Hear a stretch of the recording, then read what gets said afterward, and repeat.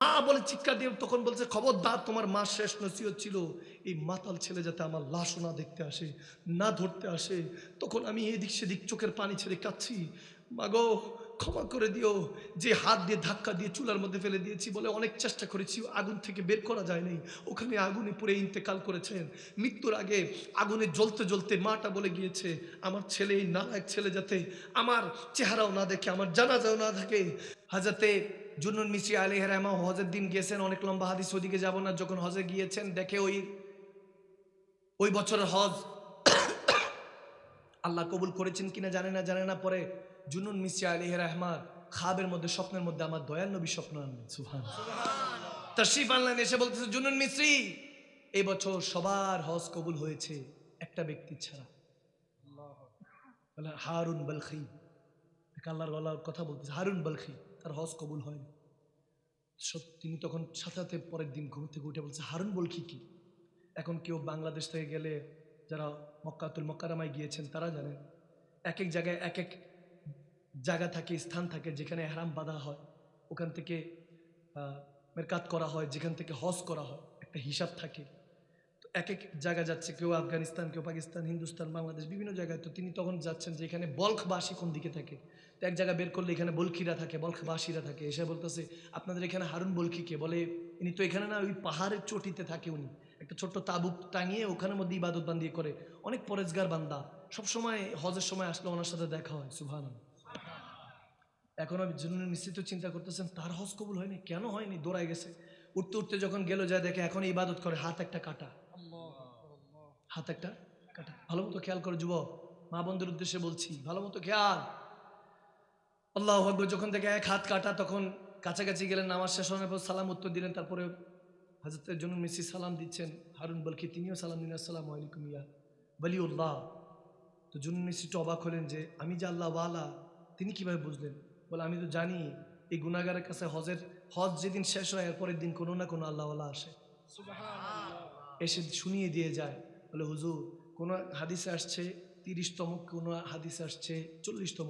বলে, এটা 40তম হজ চলতেছে আমার, যা নিশ্চয় আল্লাহ কোনো না কোনোভাবে জানিয়ে দিয়েছে আপনাকে, কিংবা রসুল্লাহ বলে দিয়েছে, এ বছরও মনে হয় আমার হজ কবুল হয় না হুজুর।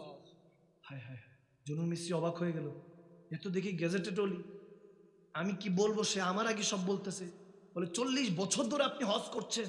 বলে, জি হুজুর, 40 বছর ধরে হজ করছি, হজ কবুল হয় না। কেন? কি এমন করেছেন? কোন পাপ করেছেন যেটা মোচন হচ্ছে না? বলে, 40 বছর ধরে আমি হজে আসি, কেউ না কেউ এসে হজের পরের দিন এসে বলে দিয়ে যায়, এ হারুন বলখি, তোমার হজ তোমার মুখে মেরে দিয়েছে, না কবুল করে নাই। চোখের পানি ছেড়ে কাঁদছে হারুন বলখি, এক হাত কাটা। জুনুন মিসরি বলতেছেন, কি হয়েছে বলেন, খুলে বলেন। বলে, আমি খুব বড় সারাবি ছিলাম, দুনিয়াদার ছিলাম, মনে করতাম দুনিয়াই সব কিছু, ऐश ও আরাম, রঙিন চশমা চোখে পড়াতো, যেটা দেখতাম সেটাই রঙিন মনে হতো। যেদিন জিম্মেদারি, পরিবার পরিজনের জিম্মেদারি কাঁধে পড়বে, ওদিন বুঝবেন, যেদিন আপন বাবাটা চলে যাবে, মাটা চলে যাবে, ওদিন বুঝবেন দুনিয়ার আপন জনা আজকে আছে, কালকে নাই, ঠিক কিনা? যতক্ষণ পর্যন্ত মা বাবা থাকে, ততক্ষণ পর্যন্ত আপনার চোখের মধ্যে রঙিন চশমা। যেদিন মা নামক ওই দোয়াটা চলে যাবে, বাবা নামক ওই বট বৃক্ষটা চলে যাবে, কসম করে বলছি, ওদিন ওই দুনিয়া আপনাকে দেখিয়ে দিবে আপনার এই দুনিয়াতে কোনো মূল্য নাই, আপনি আসলেই জেলখানাতে বন্দী। আর দুনিয়া সিজুল মুমিন ওয়া জান্নাতুল লিল কাফির। আমার নবী বলেন, দুনিয়া মুমিনদের জন্য জেলখানা, আর কাফেরদের জন্য আরামখানা। আজকে যারা আরামের ঘুম হারাম করে এখনো বসে আছেন, কসম করে বলছি, আল্লাহ এখন আপনাদেরকে ভালোবাসে, রসুল ভালোবাসে, এই জন্য এখন আরামের ঘুম হারাম করে বসে থাকা তৌফিক হয়েছে। যারা ওই ঘুমের মধ্যে পড়ে আছে, তারা এতক্ষণে কম্বলের নিচে, আর মুমিনরা এখনো জান্নাতের সামিয়ানার নিচে বসে আছে। ভাইরা আমার, বাবারা আমার, এই শেষ সুযোগ হতে পারে। আগামীকালকে সূর্য আপনার জন্য উঠবে কিনা এটা জানেন না, আপনিও জানেন না, আমিও জানি না। আমি বাসা পর্যন্ত পৌঁছাতে পারবো কিনা, আমি মাকদুম সালমাদানি, আমি জানি না। আপনারা ঘর পর্যন্ত পৌঁছাতে পারো, কোন দিক দিয়ে ডাব পড়লো, কোন দিক দিয়ে কারেন্টের তার পড়লো, ঠিক নাই, কোন দিক দিয়ে প্লেন এসে ক্র্যাশ হতে পারে। কিন্তু এই জায়গায় যদি কোনো কিছু হয়েও যায়, আমার রসুল আরবি বলে, যেখানে কোরআন সুন্নাহর দরস হচ্ছে, মনোযোগ দিয়ে যদি তাসদিকুল কলব, অন্তর থেকে শুনে কসম করে বলছি, যে ইন্তেকাল করবে সাথে সাথে নবী শাফাত করে তার সাথে জান্নাতে নিয়ে যাবেন।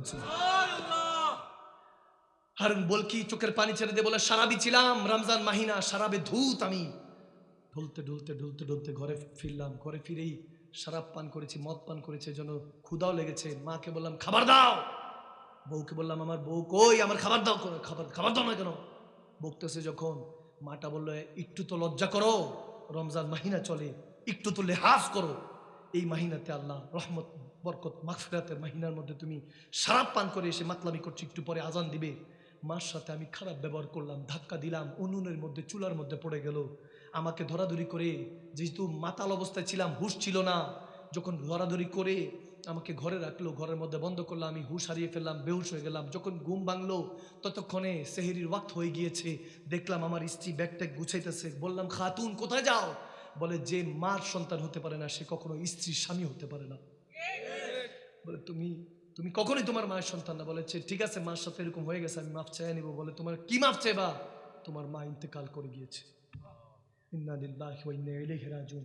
ওই ওই হারুন বলকি বলতেছে, আমি একটা লাফ দিয়ে উঠলাম। বলে কি বলো, কিভাবে, কি হয়েছে, আমার মা কোথায়? চিৎকার দিলাম, মা বলে চিৎকার দিয়ে। তখন বলছে খবরদার, তোমার মা শেষ নসিহত ছিল এই মাতাল ছেলে যাতে আমার লাশও না দেখতে আসে, না ধরতে আসে। তখন আমি এদিক সেদিক চোখের পানি ছেড়ে কাঁদছি, মাগো ক্ষমা করে দিও, যে হাত দিয়ে ধাক্কা দিয়ে চুলার মধ্যে ফেলে দিয়েছি। বলে অনেক চেষ্টা করেছি, আগুন থেকে বের করা যায় নাই, ওখানে আগুনে পুড়ে ইন্তেকাল করেছেন। মৃত্যুর আগে আগুনে জ্বলতে জ্বলতে মাটা বলে গিয়েছে, আমার ছেলে, এই নালায়ক ছেলে যাতে আমার চেহারাও না দেখে, আমার জানাজাও না থাকে। বলতে বলতে আমার মাটা, তোমার মা চলে গিয়েছে। স্ত্রী যখন এটা বলছে তখন হারুন বলকি চোখের পানি ছেড়ে দিয়ে কাঁদছে। বলে আমি একটা কুড়াল নিলাম, হাত দাওয়ার নিলাম, একটা ছুরি নিলাম, ওটা নিয়ে যে হাত দিয়ে আমার মাকে আঘাত করেছি ওই হাতটা এক কবে ফেলে দিয়েছি। ফেলে দিয়ে আল্লাহর কাছে বলতে লাগলাম, আল্লাহ মাফ করে দাও, বুঝি নাই মাতাল অবস্থায় ছিলাম। আজ 40 বছর হয়ে গিয়েছে হুজুর, সারা ব্যাগ ফটো ধরি নেই, নামাজে তাহাজ্জুদ পর্যন্ত মিস দেয় না। আল্লাহ সালাতুল আউয়াবিন থেকে শুরু করে ইশরাক সব পড়ি। হজের সময় এসে কান্নাকাটি করি, 40 বছর ধরে হজ করছি, কোনো না কোনো এক আল্লাহওয়ালা এসে বলে দিয়ে যায় তোর মার ওই গুনাহ যে করেছে এটা আমাকে স্মরণ করে দিয়ে যায়। মায়ের গাদ্দার সন্তান হযরত জুনুন মিসরি এটা শুনে বলতেছে কি বলে? বলে সব আল্লাহওয়ালারা বলে দিয়ে যায় এই বছরও তোমার হজ মুখে মেরে দেওয়া হয়েছে, কবুল করা হয় নাই। আমি এত বড় গাদ্দার, আপনিও তো এসেছেন।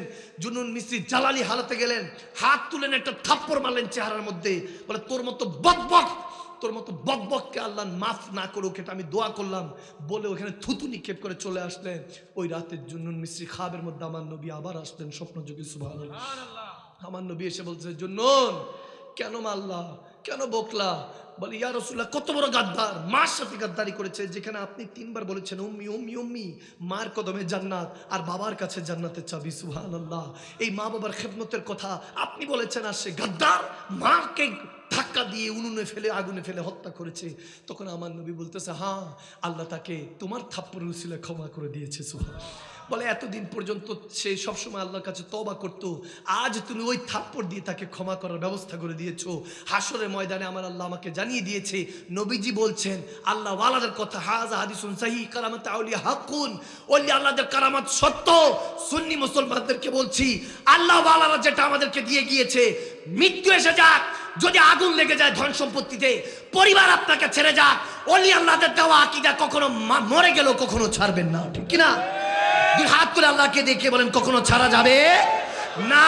তখন যখন বলছে হারুন বলকির কথা, আমার নবী বলছেন যে জাহান্নামে যখন তাকে ধরে ফেরেশতারা টেনে জাহান্নামে নিক্ষেপ করবে, তখন মায়ের দিকে তাকিয়ে থাকবে সে। তখন মায়ের দিকে আল্লাহ বলবে, গাদ্দার সন্তান, তাকে যে জাহান্নামে নিক্ষেপ করো। যখন জাহান্নামে নিক্ষেপ করতে থাকবে তখন ওই মাটা তাকিয়ে থাকবে সন্তানের দিকে। আল্লাহু আকবার। আমার হুজুর বলতেছেন ওই দিন সন্তান মার দিকে তাকাবে, দেখবে আল্লাহ তো এখন কাহারিয়াতের আলামে আছে, ক্ষমা করবে না। আমার নবী আগে থেকেই বর্ণনা করছেন, ওই যুবক, ওই হারুন বলকি 3 বার, 1 বার, 2 বার, 3য় বার বলবে, মাগো ক্ষমা করে দাও, আজকে অন্তত ক্ষমা করে দাও, আমি জাহান্নামের আগুনে পুড়তে রাজি আছি, তারপরে তোমার অন্তরে কষ্ট আমার, এটা আমার সহ্য হচ্ছে না, তুমি ক্ষমা করে দাও। তখন আমার রাহমাতুল লিল আলামিন নবী বলতেছেন, ওই মাটা আমি নবী মুস্তাফার কাছে আসবে আর বলবে, হুজুর, ইয়া রাসূলুল্লাহ, ইয়া হাবিবাল্লাহ, আমি মা হয়ে ক্ষমা করে দিয়েছি, আপনি আমার হারুনকে শাফাআত করেন, আল্লাহকে বলেন ক্ষমা করে দিতে। ওদিন আমার নবী বলছেন, জুনুন মিসরি খাবে এসে, জুনুন মিসরি তুমি সাক্ষী দেখো, এরকম যারা মা বাবার খাদেম সন্তান হবে, তওবা করে মা বাবার খাদেম সন্তান হয়ে যাবে, তাদের জন্য আমি নবীর সুপারিশ ওয়াজিব হয়ে থাকবে। আমি ওদিন সুপারিশ করে হারুন বলকি সহ এরকম নেক সন্তানদেরকে আমি নবীর সাথে শাফাত করে ওয়ারজুকনা শাফাতাহু ইয়াউমাল কিয়ামা, কিয়ামতের ময়দানে শাফাত করে আমার সাথে জান্নাতে নিয়ে যাবো।